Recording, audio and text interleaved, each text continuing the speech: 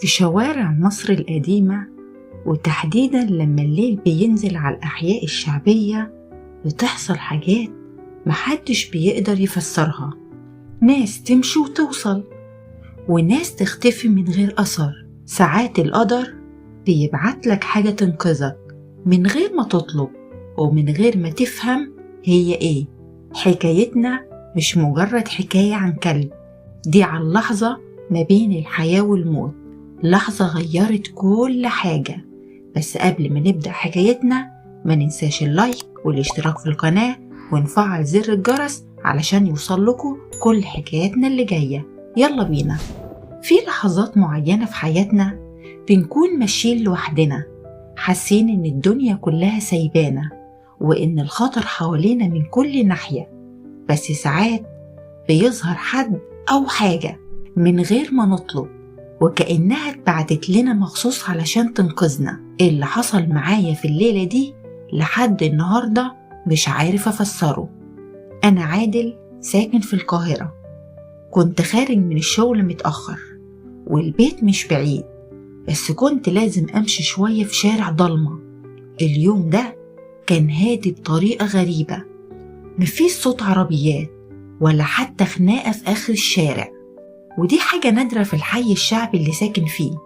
وأنا ماشي قربت أوصل لآخر الشارع، فجأة شفت 3 رجالة واقفين ساندين على الحيطة. واضح قوي إنهم مستنيين حد، أو يمكن مستنييني أنا. ضربات قلبي عليت، ما كنتش عارف أعمل إيه. طب أرجع؟ طب ما الطريق التاني أوحش. أجري هيبقى أسوأ قرار وهيجروا ورايا.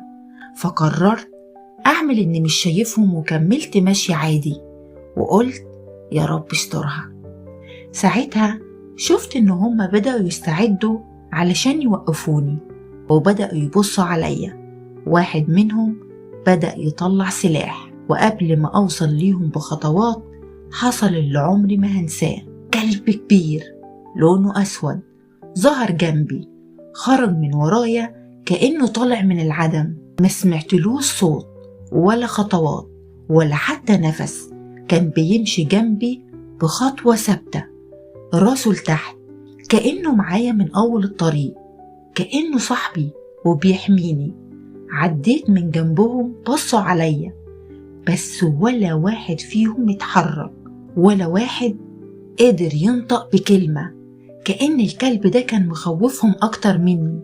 أول ما دخلت حتة منورة حبيت أبصله وهزر معاه أو أجيب له أي أكل عندي، بس لما لفيت ملقيتوش، كان اختفى زي ما جه، بهدوء، من غير صوت، من غير ما يسيب أي أثر.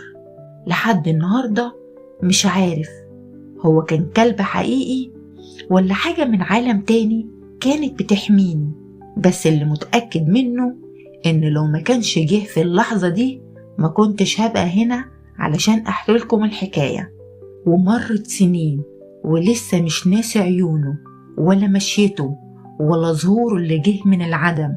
لحد النهاردة لما بحكي القصة لحد بيقولوا لي ده كلب عادي، بس أنا عارف جوايا إن اللي حصل ما كانش عادي. يمكن يكون ملاك، يمكن روح حامية، يمكن حاجة من عالم تاني، لكن الأكيد إن في لحظة الحقيقة لما الكل سابني هو اللي ظهر ومشي معايا وسابني أكمل حياتي. وبكده تكون خلصت حكايتنا.